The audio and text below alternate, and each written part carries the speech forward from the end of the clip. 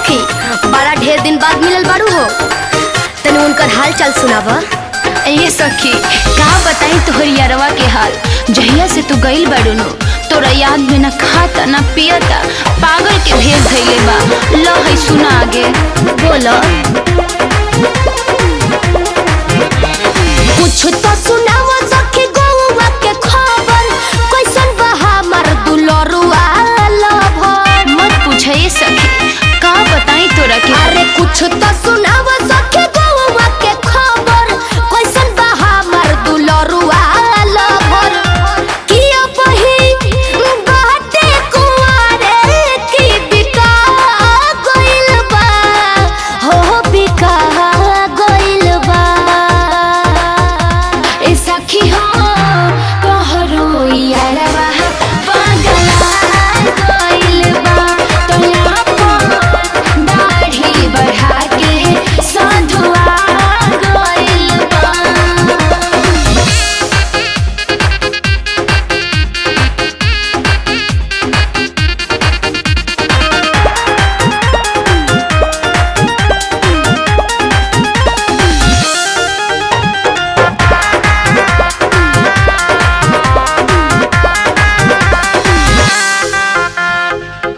केतना समझवनी जब बोलावनी अकेला में, कहले रही दोसर कवनो खोज ली हमेला में। अरे उ तो सच्चा आशिक ह, उ तोरा के ना भूली। तोहरा ससुरा गइला के बाद हमहू मारत रही लाइन, बाकी हमरा से ना फसल दिल पे कैलस नाही साइन।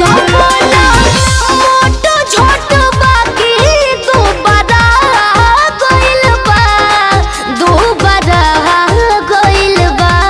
जतने सुनर रहे अब सुखा गइल बा।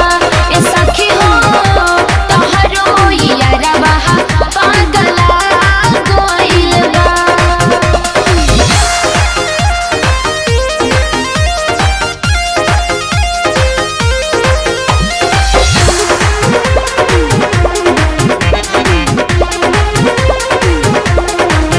अब तारो आई अब जुदाई न सहाई, कुंदन के हाल सुन के कोई से रहाई। मत रो ये सखी चुप हो जा।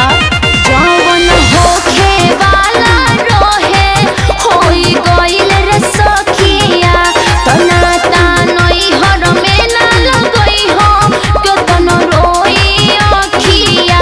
कि हमरा भरम रहे कि भुला गइल बा, हो भुला गइल बा। ए सखी हो धइले बा बधार घर से परा गइल बा, तोया अपन दाढ़ी बढ़ा के उ सधुआ गइल बा। छोरा जाए दा ये सखी, तू अब अपन घर परिवार देख।